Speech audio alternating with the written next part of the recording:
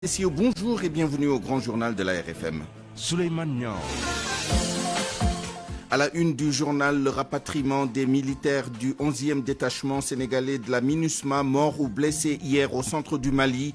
Les corps toujours attendus à Dakar alors que les rescapés seraient déjà arrivés à l'hôpital principal de Dakar.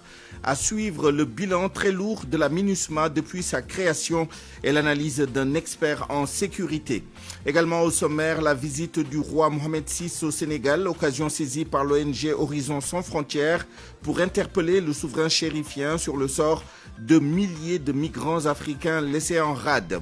Démolition d'une quarantaine de cantines au marché Sandaga, les commerçants doivent rencontrer le maire de Dakar Plateau après l'échec de leur entrevue avec le préfet de Dakar. Ce 22 février, mercredi des Cendres et premier jour du Carême, à suivre notre reportage du jour. À la fin de cette édition, vous aurez le journal de l'appel de Seydina Limamoulaye. Au menu de ce journal, bonjour Jo Maron. Bonjour Souleymane Niang. Au menu de ce journal, une visite guidée à la clinique mobile. Elle a ouvert ses portes aux pèlerins et autres citoyens. Elle permet à tous de pouvoir se faire soigner gratuitement. C'est une initiative du Centre d'excellence africain pour la santé de la mère et de l'enfant de l'Université Cheikh Anta Diop de Dakar avec l'appui du Centre Philippe Maguilène Senghor. C'est un rappel du comité local de préparation de l'appel. Les responsables demandent aux autorités de régler définitivement les problèmes d'assainissement et de voirie à Cambérène. Le site accueille de plus en plus des fidèles chaque année. Attention, sur nos routes, la Croix-Rouge sénégalaise appelle à la prudence des chauffeurs, apprentis et même piétons. C'est pour éviter les multiples accidents mortels. Rendez-vous à la fin de cette édition pour le développement de tous ces titres. À tout à l'heure, Jo Maron.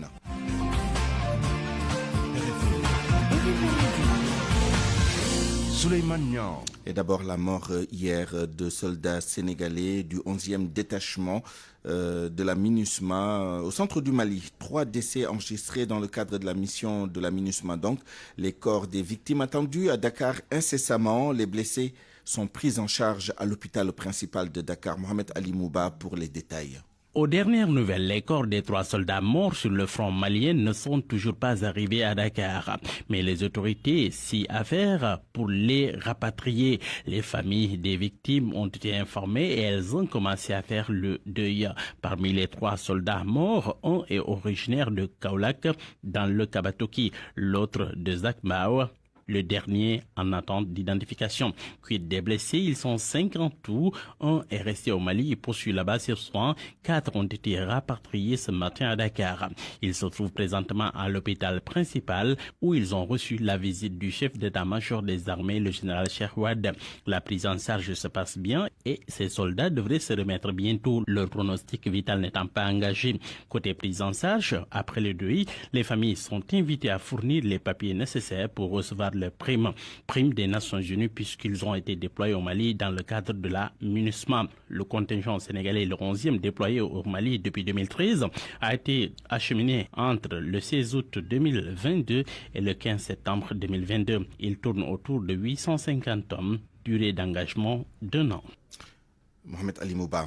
Sur le théâtre d'opération, un ancien colonel de l'armée sénégalaise, Mamadou Hatch, souligne qu'il est très difficile de combattre les djihadistes au Mali à cause de leur mode d'action. Toutefois, il pense que le Sénégal doit rester dans ce pays, quoi qu'il en coûte. Le colonel Mamadou Hatch est joint par El Hadj Ndiogou Diène. C'est la première fois qu'on engage une force des Nations Unies, à part l'Irak et l'Orient, sur un théâtre d'opération asymétrique. Alors, le théâtre d'opération asymétrique, c'est un théâtre extrêmement compliqué, où les combattants avec qui vous battez, vous ne les voyez jamais. Donc, les morts, souvent, qu'on déplore, ce n'est pas dans des engagements directs. Généralement, c'est dans des engins explosifs improvisés, dans des bombes artisanales, dans des mines, dans des attentats, etc.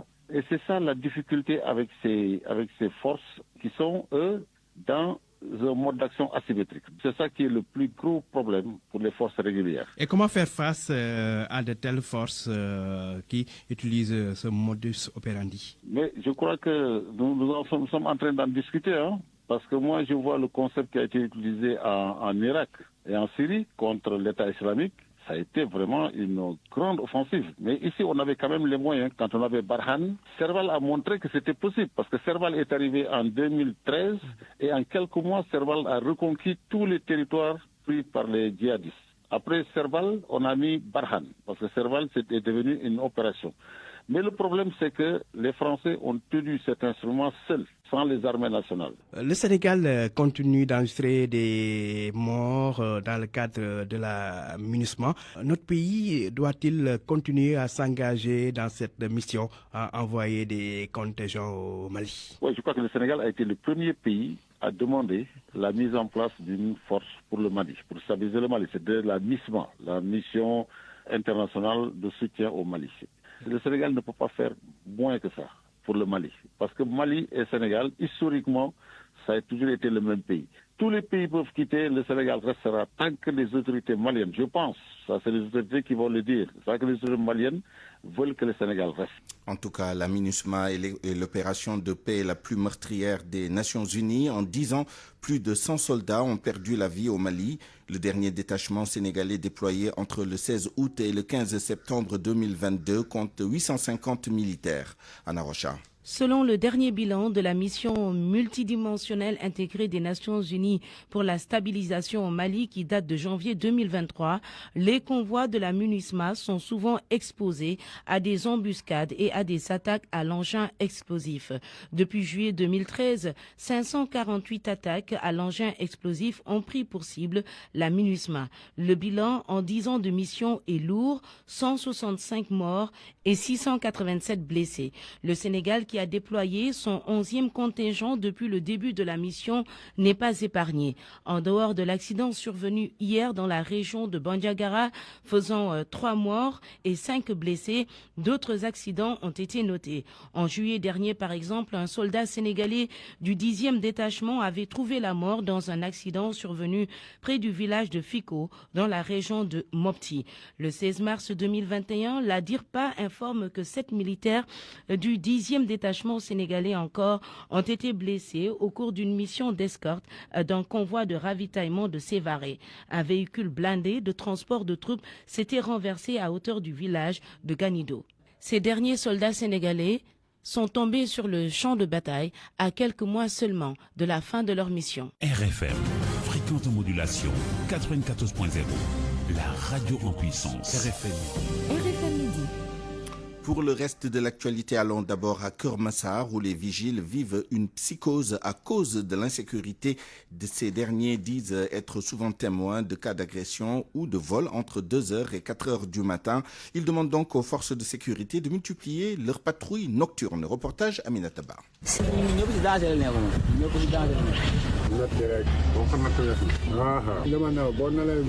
Les gardiens et vigiles qui travaillent la nuit sont conscients du danger qui les guette tous les soirs. Et c'est à cause de l'insécurité qui prend de l'ampleur à Keur-Massar. Souleymane Thiam assure la surveillance à Mtoa. Il est souvent témoin des agressions. Il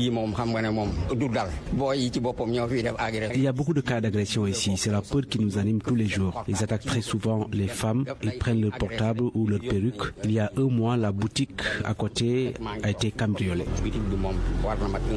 Aliou Dramé garde une station d'essence à Keur-Massar. Il estime qu'ils sont exposés à plusieurs risques. Nous sommes en danger. Ici, la nuit, on voit tout. Ils forment des gangs et agressent surtout les femmes qui se lèvent très tôt le matin pour aller au travail. Les heures de crime, c'est entre 2h et 3h du matin. Alessane Diallo est un agent de gardiennage depuis 3 ans à l'unité 11 des Parcelles Assainies de Keur-Massar. Il demande à la gendarmerie de multiplier les patrouilles dans les quartiers. La gendarmerie doit effectuer chaque soir des patrouilles. Cela va nous faciliter le travail.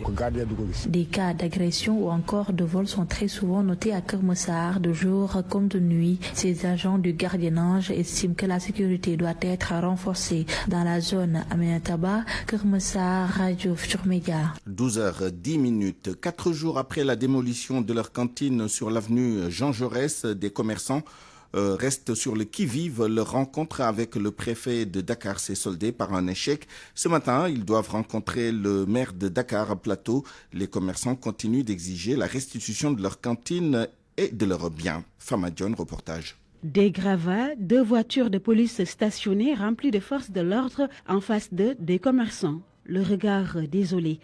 Plus de 72 heures après la démolition de leur cantine, ils exigent la restitution de leurs biens. Pateka parle au nom des commerçants. Il est le secrétaire général de l'ASSIS. On a rencontré le préfet hier et donc on a demandé que justice soit faite, qu'on nous rende d'abord nos cantines qui sont sur le trottoir. Maintenant, il nous a fait savoir que lui, ce qui l'intéressait, c'est de démolir l'immeuble, juste démolir l'immeuble. Donc à propos des cantines, il ne peut pas gérer les cantines. Leur rencontre d'hier avec le préfet de Dakar n'ayant abouti à rien, ils exigent désormais des explications de la part du maire de Dakar Plateau, mais surtout qu'on leur rende leur cantine.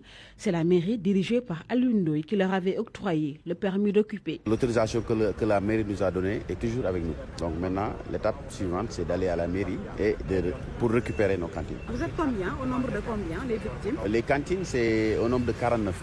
Il y a 49 cantines. Et chaque cantine, vous voyez, il y a 5 ou 6 personnes qui travaillent là-dessus. Et les marchandises? Les marchandises, jusqu'à présent, on ne les a pas vues. Et 49 cantines démolies dans la nuit du samedi au dimanche sans sommation.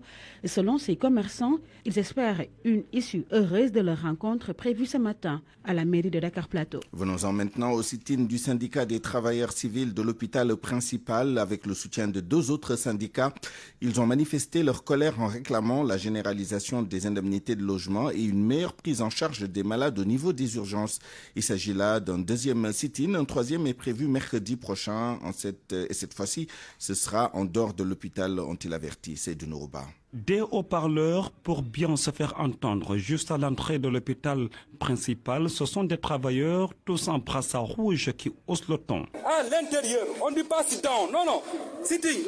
Ils réclament la généralisation des indemnités de logement. Abdoulaye Tchaou est le président du syndicat de travailleurs civils de l'hôpital principal. Le SUTSAS HPD, le SCC-HPD et la CNTS-HPD donc, se sont regroupés donc, comme un seul groupe pour revendiquer la généralisation de l'indemnité de logement. C'est la raison pour laquelle aujourd'hui on a organisé ce sitting qui n'est pas le premier sitting. Un 2e sitting, toujours en guise d'alerte, mercredi prochain, il y aura un 3e et cette fois-ci il sera public. Aujourd'hui, on s'est limité donc, dans l'emprise de l'hôpital pour organiser notre sitting et notre assemblée générale, mais prochainement nous comptons sortir, manifester publiquement la demande que nous sommes en train de faire depuis quelques années, depuis quelques mois, c'est-à-dire depuis le mois de juillet, pour que l'État se penche sur la généralisation de l'indemnité de logement à tous les agents du secteur de la santé. Les 3 syndicats de l'hôpital principal, à savoir le SUTSAS HPD, le STC HPD et la CNTS HPD, demandent à l'État de réagir au plus vite, faute de quoi le système sanitaire de l'hôpital sera bien paralysé. Toujours à propos du climat social dans le secteur de la santé, la grève de l'Alliance anti-Guessum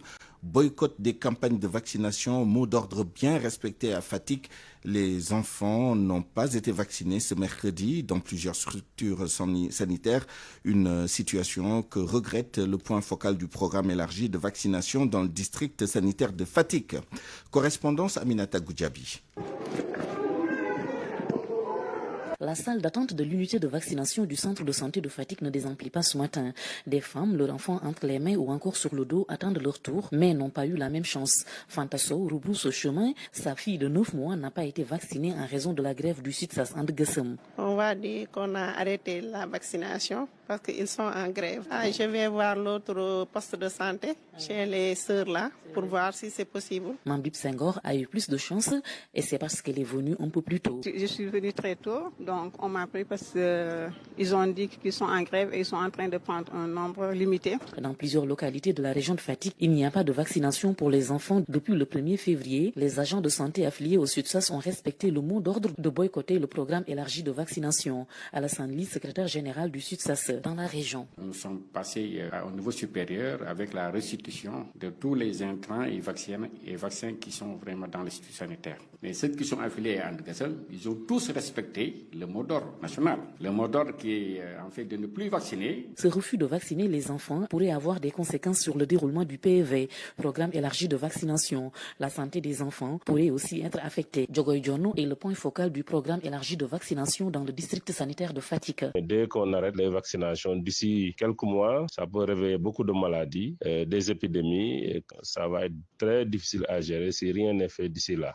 L'État devrait donc songer à satisfaire les revendications du SUTSAS selon Diogoy John. Le syndicat unique des travailleurs de la santé déroule actuellement son 11e plan d'action et cette semaine, les agents ont décrété 96 heures de grève. Aminato Goudiaby, Fatick RFM. Et puis la crise à l'hôpital de Ourossogui il y a quelques jours, Awa Fall Diagne, dans l'émission Pencho sur RFM, donc la directrice des ressources humaines du ministère de la Santé pointait un doigt accusateur sur les syndicalistes membres de la section locale du SUTSAS. Le dit syndicat s'inscrit en faux contre les propos de la DRH et s'engage à poursuivre le combat. Ali Bandelnian. C'est une sortie qui a irrité les responsables de l'Union régionale du SUTSAS de Matam.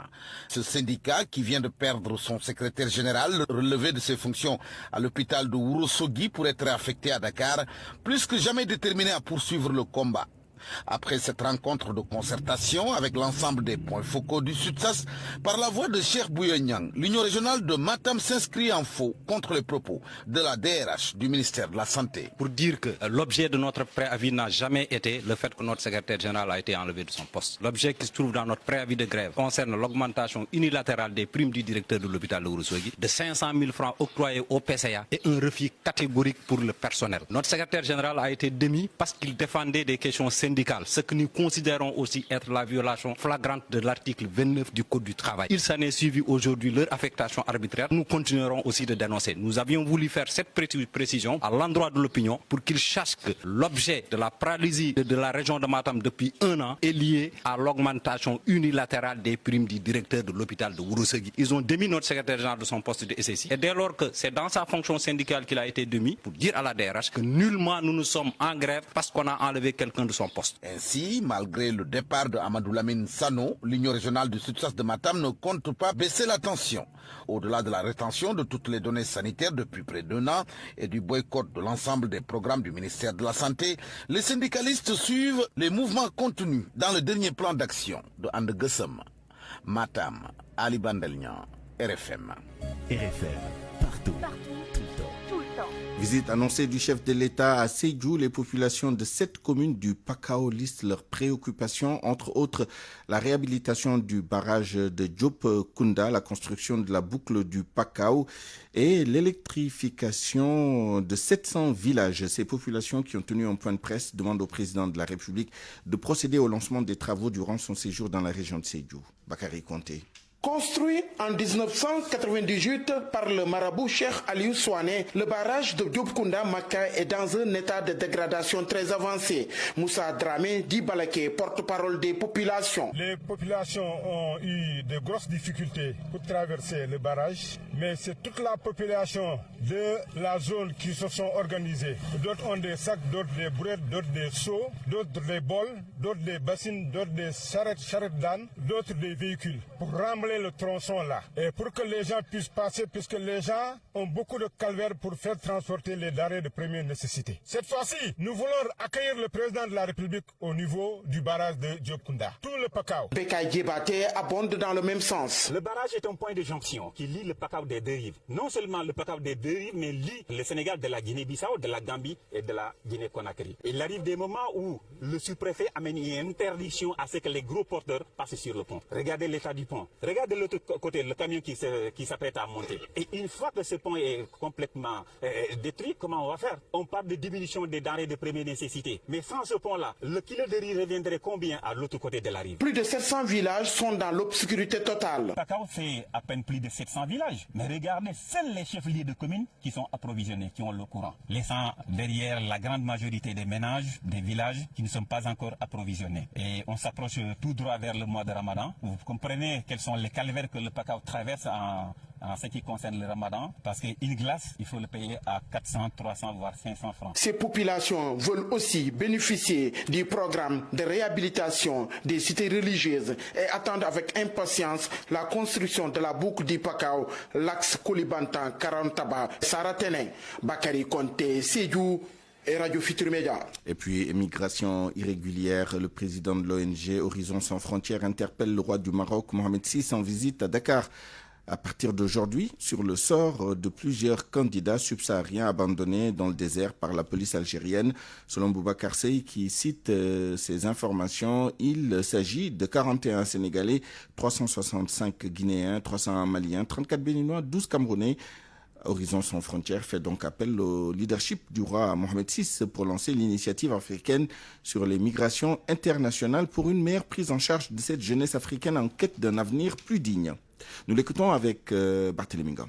Des informations parvenues à Horizon sans frontières font écho de plusieurs ressortissants subsahariens, dont 41 Sénégalais, bloqués depuis des jours à Assamaka. Ils ont été expulsés par la police algérienne vers la frontière nigérienne. C'est pourquoi Horizon sans frontières fait appel au leadership du roi Mohamed VI en visite à Dakar pour lancer l'initiative africaine sur les migrations internationales, ne serait-ce que pour une meilleure prise en charge de cette jeunesse aujourd'hui en quête d'un avenir plus digne. Le roi Mohamed VI incarne l'image du leader africain capable de redonner l'espoir à la jeunesse. En ce contexte géopolitique très tendu et marqué par la gestion scandaleuse du triptyque immigration, paix et sécurité, il est incontestablement l'homme de la situation pour une Afrique unie face aux défis de la mondialisation. Par ses multiples gestes et initiatives en faveur du développement humain durable, le roi doit annoncer de nouvelles perspectives africaines pour une harmonisation des positions migratoires en vue d'une architecture de paix et de sécurité entre les peuples.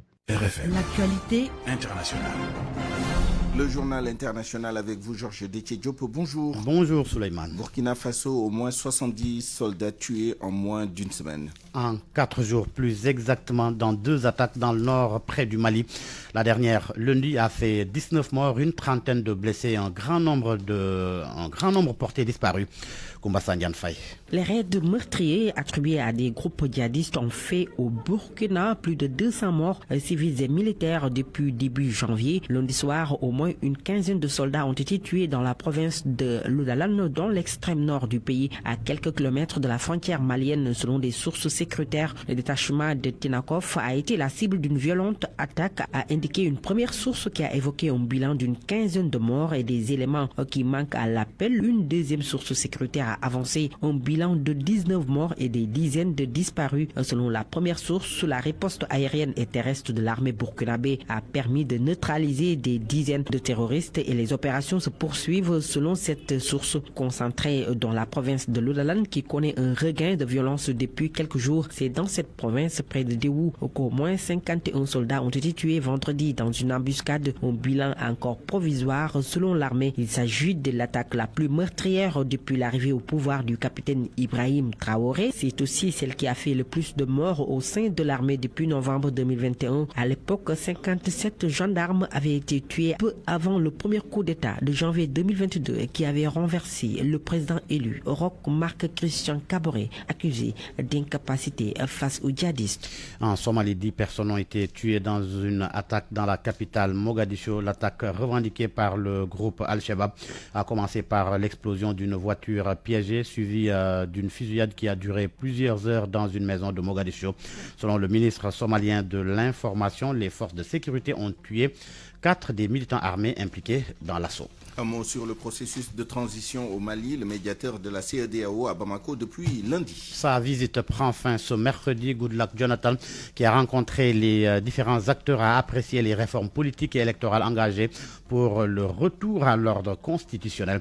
Zanga Abdoulaye Ouattara. Notre souci pour l'instant, c'est d'éviter d'aller parler de chronogramme sans être sûr de ce que nous allons pouvoir faire, a déclaré Maître Moustapha Cissé, président de l'EJ, au cours de ses échanges avec le médiateur. L'expérience que nous avons, la gestion et de l'organisation des élections, nous devons faire en sorte qu'aucun Malien, si nous le pouvons, aucun Malien ne puisse être privé de son droit au vote. C'est nous notre devoir d'aller vers eux et de les organiser, et c'est pourquoi le vote des déplacés et des réfugiés est un sujet de préoccupation sur lequel nous travaillons, dont nous allons tenir compte. Notre souci pour l'instant, c'est d'éviter d'aller parler des chronogrammes sans être sûr de ce que nous allons pouvoir faire si le chronogramme devait être retenu. C'est pourquoi nous nous attelons rapidement, d'ici la semaine prochaine, à installer les coordinations de l'EJ. Le médiateur de la CEDEAO a félicité félicité les autorités pour les actions menées. Les propos de Goodluck Jonathan sont traduits ici par un interprète. Je sens qu'il y a cet engagement de votre part à faire ce qui est droit, ce qui est bon.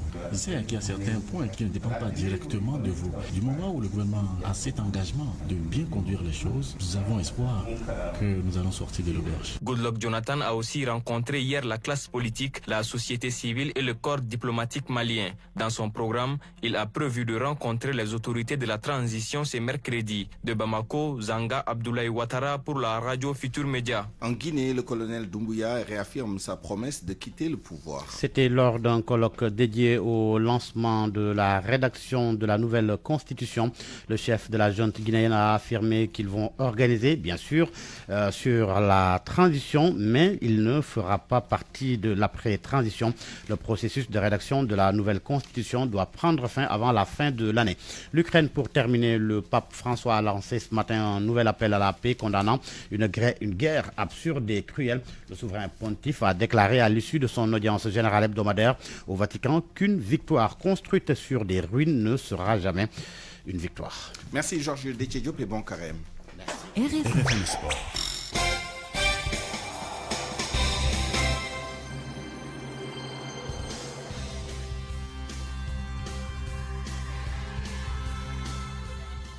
À présent, le journal des sports avec vous, Youssouf Bodian, bonjour. Bonjour Souleymane et bonjour à tous. Football, la deuxième journée de la CAN des moins de 20 ans démarre cet après-midi. À 14h, Sénégal-Mozambique, les Lionceaux, vainqueurs de leur premier match, pourraient se qualifier en cas de deuxième victoire cet après-midi.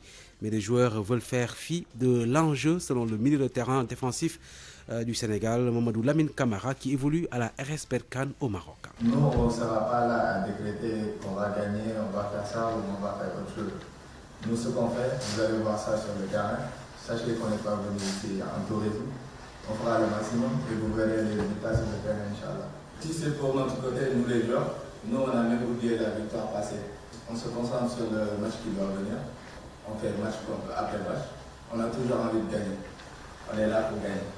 On est là pour gagner. Mamadou Lamine Camara, milieu défensif de l'équipe nationale junior du Sénégal, qui affronte le Mozambique à 14h. L'autre match du groupe A va opposer l'Égypte au Nigeria à 17h. Football toujours, c'est la fin de la crise qui a secoué le CNEPS Excellence de Thiès. Oui, et finalement, un accord a été trouvé entre les différentes parties en conflit réunies hier par la Ligue Pro. Il a été donc décidé que Pape Sidilo continue de représenter le CNEPS Excellence de Thiès dans les instances du football. Babacar Ndiaye, président délégué de la SARL. Quant à l'actionnaire majoritaire, Xavier Benichou, il est chargé de réunifier et de coordonner l'ensemble des effectifs. Une issue heureuse donc saluée par les supporters du club qui s'étaient retrouvés avec deux équipes. Cheikh Anta Diop leur a donné la parole dans ce reportage. Après échange, les deux parties se retrouvent pour trouver une solution heureuse aux différends qui les opposent. Les supporters et amoureux du ballon rond s'en félicitent. Nous les avons trouvés au stade Maniang Soumaré tout ce matin en pleine séance d'entraînement.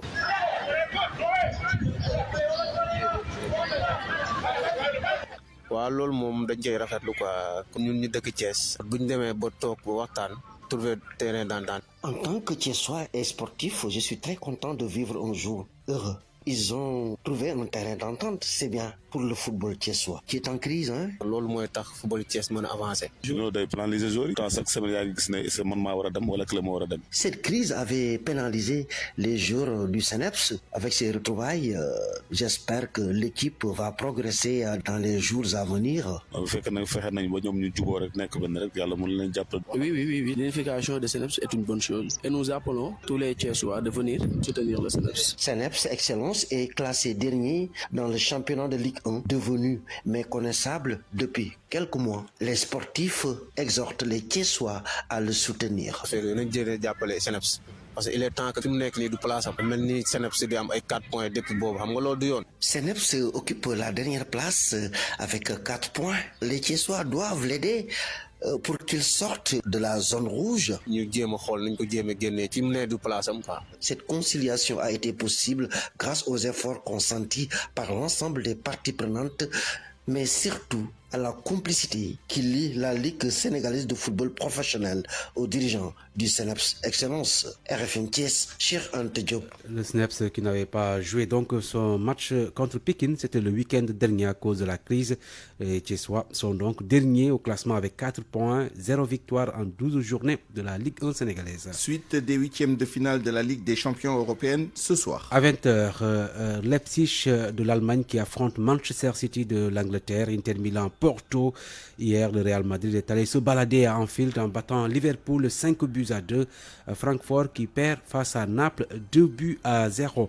Le football au féminin avec le Cameroun qui n'ira pas à la Coupe du Monde. Les Lions indomptables ont perdu ce matin la finale de barrage qui les opposait au Portugal 2-1. L'Afrique sera donc représentée à la Coupe du Monde féminine de football par 4 sélections. Il s'agit de l'Afrique du Sud, championne en titre, du Maroc, vice-champion d'Afrique en titre, la Zambie et le Nigeria. Rappelez que Haïti, qui avait sorti le Sénégal, s'est aussi qualifié en battant le Chili par 2-1. Et puis basketball masculin, l'équipe du Sénégal pas encore au complet. Jusqu'à hier soir, 2 joueurs manquaient à l'appel. Il s'agit de Babacar Sané qui évolue en G-League aux États-Unis, qui rejoint ses coéquipiers ce mercredi à Alexandrie. En revanche, Khalifa Diop, pivot de Gran Canaria en Espagne, est attendu jeudi, selon le sélectionneur Ngagne de Sagana Diop, qui donne des nouvelles de la préparation. Je pense qu'hier, on a fait un très bon entraînement. Il y avait quelques erreurs défensives et offensives, mais les gars, ils étaient vraiment concentrés. J'ai vu la différence aujourd'hui et hier, qui était le premier entraînement aujourd'hui. En fait, on est en train de faire de bonnes choses. Il faut qu'on continue sur cette lancée, parce qu'il nous reste seulement deux entraînements avant le premier match pour le Soudan. On va continuer à travailler tout ce qu'on a fait. Travailler beaucoup de shooting aussi, parce que les gars, ils vont voyager avec les gens maintenant. C'était hier, tu vois ça sur l'entraînement.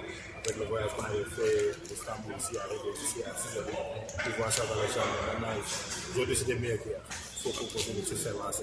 Les joueurs sont prêts mentalement, ça se voit. Depuis hier, depuis l'entraînement, tu vois, comme gars, comme l'ami, comme Franco, qui parlait aux joueurs. C'est une équipe, il faut des leaders. Et on voit déjà le gars comme Nissigoi. Mentalement, on est vraiment prêts. Confiance, Inch'Allah, on va venir. Babacar Sané, il vient aujourd'hui, ce soir. Khalifa va venir demain. Mais ils étaient en train de jouer dans le club, c'est une condition physique. Ngagne de Sagana Diop, donc le sélectionneur de l'équipe nationale masculine de basket qui va disputer ce tournoi qui démarre vendredi. Le Sénégal qui va affronter le Sud-Soudan sous les mains. Merci Youssouf. RFM, reportage. Je vous le disais dans les titres, ce 22 février, mercredi des cendres, début du carême. 40 jours de jeûne et d'abstinence. À la paroisse Saint-Joseph de la Médina, les fidèles chrétiens rencontrés se disent déterminés à vivre le carême avec dévotion. Nos interlocuteurs invitent leurs frères et sœurs à respecter ces 40 jours de pénitence. Reportage Awa Cissé. Ici à la paroisse Saint-Joseph de Médina, les fidèles chrétiens sont bien déterminés à fortifier leur foi. C'est le cas de ce jeune étudiant, Pierre Manga. Je le vis avec prière. Avec jeunes, mais ce sera un peu difficile de dire. Bien vrai, c'est un peu difficile, mais c'est la religion qui nous oblige. Caroline Campara pense que c'est un honneur. Vraiment, le beau temps. Donc, on est là toujours. Il faut qu'on le fasse parce que c'est tout. Ce que Dieu nous a donné, c'est beaucoup. Par rapport à le peu de carême là, combien de jours, les 40 jours, c'est pas beaucoup pour nous. Que Dieu nous protège. Selon Abbé Francisco Mendy, le carême est un temps de conversion. Un temps de conversion, un temps de repentir, un temps aussi favorable pour la réconciliation, un temps où Dieu nous appelle à redoubler d'efforts, à faire des efforts dans notre vie quotidienne, à développer l'esprit d'amour envers les uns et les autres, et un appel aussi à l'unité, aux jeunes, à la prière et à l'aumône, qui sont les 3 piliers de notre temps de carême. 40 jours de jeûne et de pénitence pour les fidèles chrétiens. En ce premier jour, ils sont bien prêts pour les 40 jours de privation. RFM, la presse du jour. Soumari.com vous offre votre revue de presse. La presse du jour avec Mohamed Ali Mouba. Bonjour, journée noire pour nos diambars au Mali. Le détachement sénégalais en opération au Mali dans le cadre de la MINUSMA perd 3 de ses hommes et soigne les plaies de 5 autres. Tous ont sauté sur une mine artisanale posée par des djihadistes. Le président de la République salue la mémoire de ces 3 soldats arrachés à l'affection de la nation sur le champ d'honneur. Attristé Macky Sall. Enquête signale que le drame a eu lieu à hauteur du village de Songobia. C'est au centre du pays. En tout, 103 casques bleus ont été tués depuis le début de la mission. En 2013, énonce textuellement Vox Populi, 638 blessés dans 548 attaques aux explosifs, relève encore le journal. Le secrétaire général de l'ONU s'alarme devant un tel bilan. Selon le représentant spécial du secrétaire général des Nations Unies au Mali, la MINUSMA est l'une des opérations de paix les plus dangereuses pour les casques bleus. Affaire Suite Beauté Sonko, pas de plus vers la chambre criminelle, plus qu'un ultime round devant la Cour suprême, et le leader de PASTEF est bon pour la barre des chambres criminelles. En effet, comme le constate Libération, la chambre d'accusation de la Cour d'appel de Dakar a déchiré hier l'appel introduit par les avocats d'Ousmane Sonko, déclaré donc irrecevable.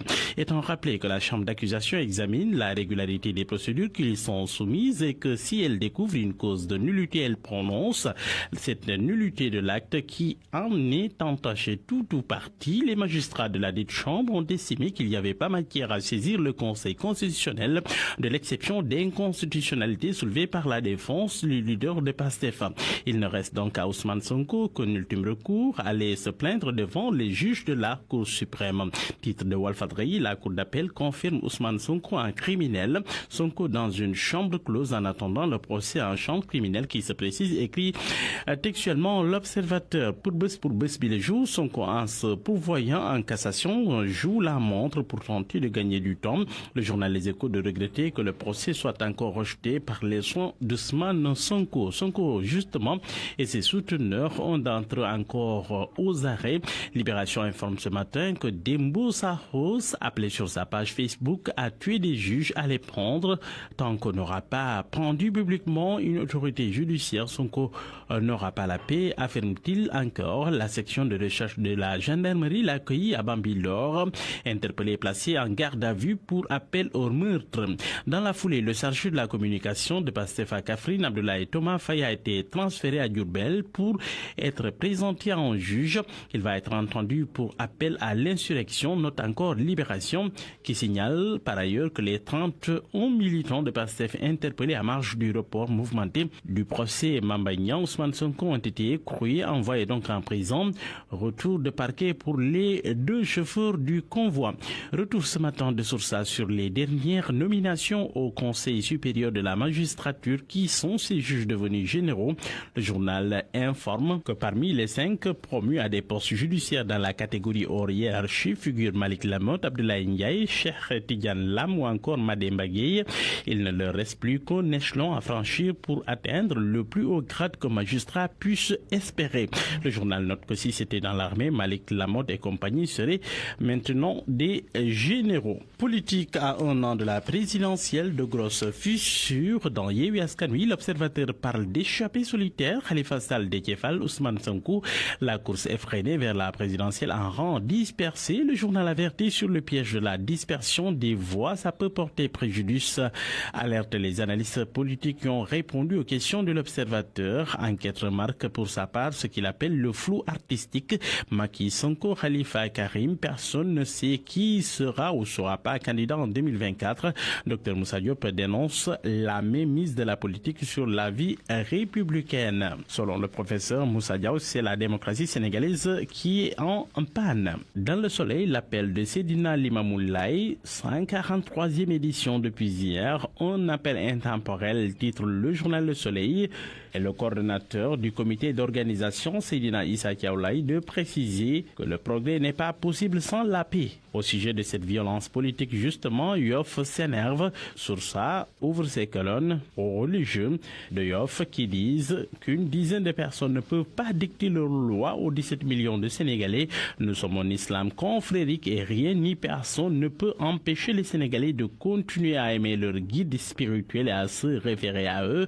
Il ne sert à rien de de signer un pacte de paix la veille des élections et le rompre aussitôt après, dit encore ces autorités religieuses au cours du 143e appel de Seydina Limamou Laye. Bonne nuit à tous.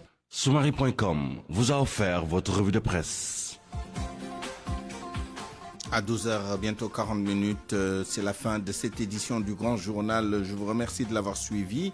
Merci à toute l'équipe qui l'a préparé et réalisé. À la rédaction en chef El Haj Ndjougoudienne, chef d'édition Awambaï, à la mise en onde Alioune Ba, digital Yassine Pouy, à la production Ibrahim Andour. À 13h, vous avez rendez-vous avec Barthélémy Ngom pour le Grand Journal en Wolof. À suivre Allô Président, mais avant cela et tout de suite le journal de l'appel de Seydina Limamou Laye à la présentation Jo Maron.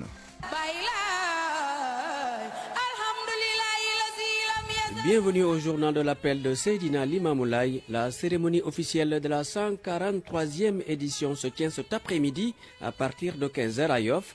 Le thème, la paix et le développement à la lumière des enseignements de Seydina Limamou Laye. Pour les besoins de l'événement, le Centre d'excellence africain pour la santé de la mère et de l'enfant de l'Université Cheikh Anta Diop de Dakar et le Centre de santé Philippe Maguilène Senghor ont mis à la disposition des populations une clinique mobile. C'est pour permettre aux pèlerins et autres citoyens de se faire soigner gratuitement au Moukal Soumli.